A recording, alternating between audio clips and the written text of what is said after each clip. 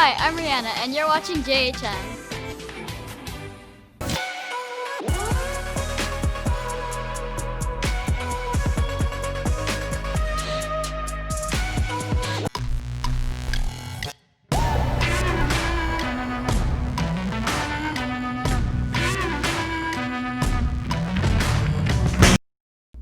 Hey, I'm Rylan. I'm in 8th grade and I go to the Bellflower campus. Have you ever seen the show Wipeout? It's a really awesome show where people make it through an obstacle course for the chance to win $50,000. The only problem is that the course doesn't always go as planned. Watch this video to see what I'm talking about.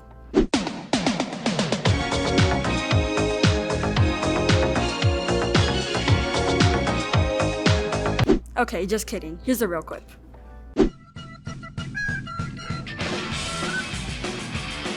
More competitor go. Oh, this is. She'll offer you a homemade pie. Region's the most chaotic obstacle ever.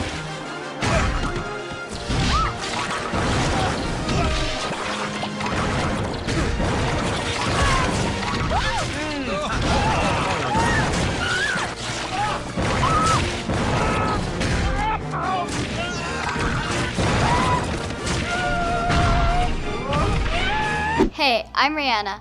I go to Carmenita Middle School and I'm in 7th grade. Watching that makes me think of a time in my life when things didn't go exactly as planned. As a 6th grader, I was supposed to go to Knott's Berry Farm with my 6th grade class, but it got canceled due to COVID-19.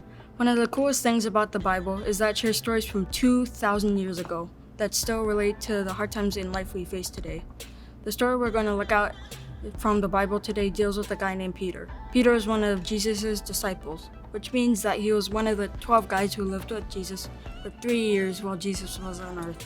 Peter got to see Jesus do some awesome things. He watched him heal people, feed 5,000 people with only one boy's lunch. He even saw Jesus completely calm down a storm on the sea. Peter put all his faith into Jesus and trusted that Jesus was God's son, our Savior, like Jesus said he was.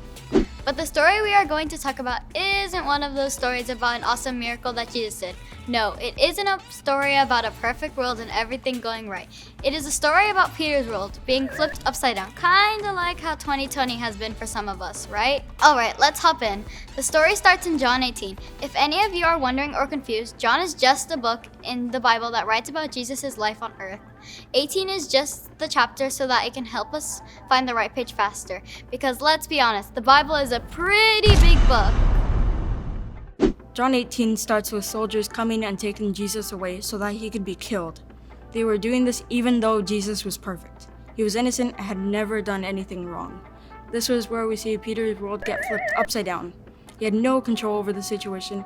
One of his best friends, his leader and his savior Jesus, was being taken away from him and was about to be killed. Peter was scared, he was anxious, and he had no idea what life would look like without Jesus. He didn't know what the future looked like. Pause. All of us know what it feels like when our life gets flipped upside down. When we don't make the sports team we really wanted to, when we don't get the grade we're supposed to, or when we lose somebody really close to us, or our parents get a divorce.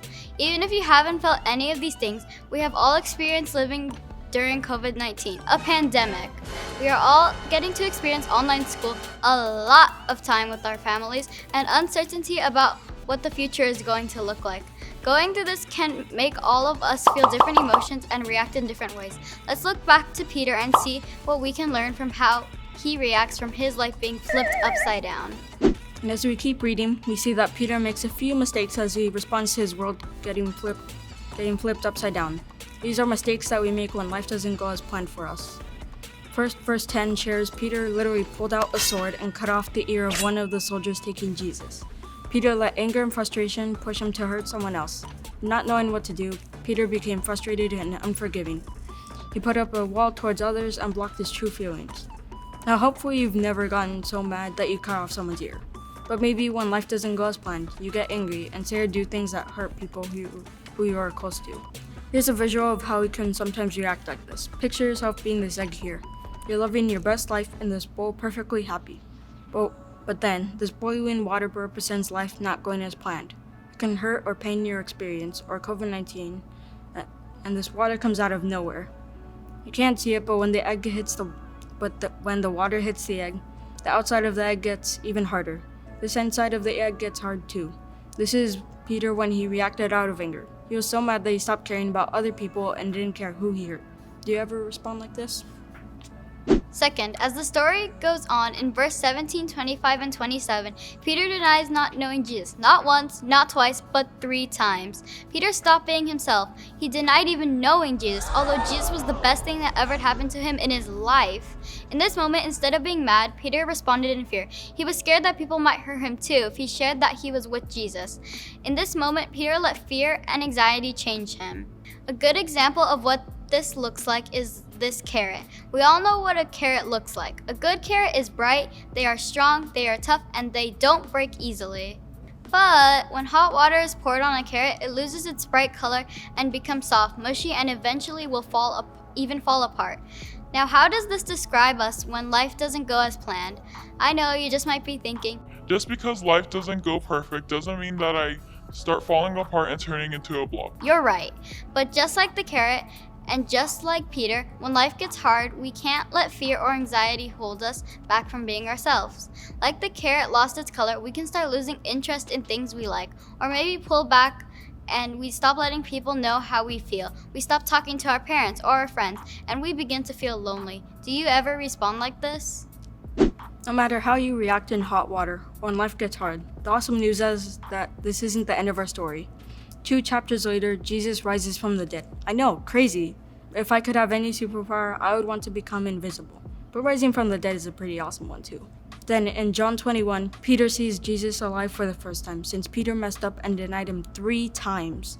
Peter dove out of a fishing boat to swim to Jesus and see him again. They ate and had breakfast, but we can imagine the whole time in the back of Peter's mind, he is thinking about how he messed up. Peter knows that Jesus heard him say that he doesn't know Jesus. Peter knows that when life got flipped upside down, he messed up, he sinned, and he made a mistake. But the coolest part of the story, the happy ending we've all been waiting for, is about to happen. John 21, 15 through 17. When they had finished eating, Jesus said to Simon Peter, Simon, son of John, do you love me more than these? Yes, Lord, he said. You know that I love you. Jesus said, feed my lambs. Again, Jesus said, Simon, son of John, do you love me? He answered, yes, Lord, you know that I love you. Jesus said, take care of my lambs. The 3rd time he said to him, Simon, son of John, do you love me? Peter was hurt because Jesus asked him the 3rd time, do you love me? He said, Lord, you know all things. You know that I love you. Jesus said, feed my sheep. You might be asking, what does this mean? I thought you said there was going to be a happy ending. Jesus just seems like he's still mad at Peter and doesn't trust him. It totally makes sense why you might be thinking that, but Jesus asked Peter the question 3 times because he was showing Peter that he forgave him. And the same way that Peter denied Jesus 3 times, Jesus gave him the chance to say he loved him 3 times. Jesus was helping Peter overcome his fear, anger, and anxiety from before. He was showing Peter that no matter what happens in life, no matter how scary the future may seem, and even if it feels like Jesus is really far away, he is always there. Jesus can always rescue what has gone wrong. When Peter shares that Jesus knows all things, that includes all of Peter's mistakes, it means that Jesus knows everything that we do or say or think when life gets tough. He knows the times when we react like the egg and get angry and frustrated. He knows the other times when we maybe get scared, fearful, or anxious. But when Jesus gives us a 3rd way to respond, he saves us like he did with Peter, and tells us to have faith that he is even bigger than anything we can face. Jesus wants us to respond like these coffee grounds. See, when hot water is poured on them, when life gets tough, it releases the best part of the coffee beans. They start to release this amazing smell we all know and makes for a really good tasting drink, unless you don't like coffee. The flavor gets even better and the smell gets stronger when it is in hot water longer. Jesus wants us to respond like this. He knows that life can get hard sometimes. He knows all things. He knows that COVID-19, online learning, friendships, and family can be tough sometimes. But all Jesus wants is for us to love him, to trust that he is there with us in it all. And when we do this, we can choose to love others and be kind to them. When we do this, we can be happy when other people are sad. When we do this, we can be a good friend to our other friends who may be overwhelmed. Here are 4 ways we can respond this week when life gets tough. As I share, I want you to pick the one that you're going to do this week. 1. Instead of being angry and being mean to the other people in your house, you can let this time bring you closer together. 2. Instead of letting fear or anxiety draw you into yourself and watching YouTube all day, you can share with others how you are feeling and be thankful that God gave you people in your life who care about you. 3. Instead of focusing on worst case scenarios, you can focus on what God is doing in you or how He can use you to love your friends or family who may need it. 4. Instead of getting angry at God during all of this, we can trust that Jesus is able to rescue us when life gets hard. It doesn't take away all the pain or hurt, but He is there with us in all of it.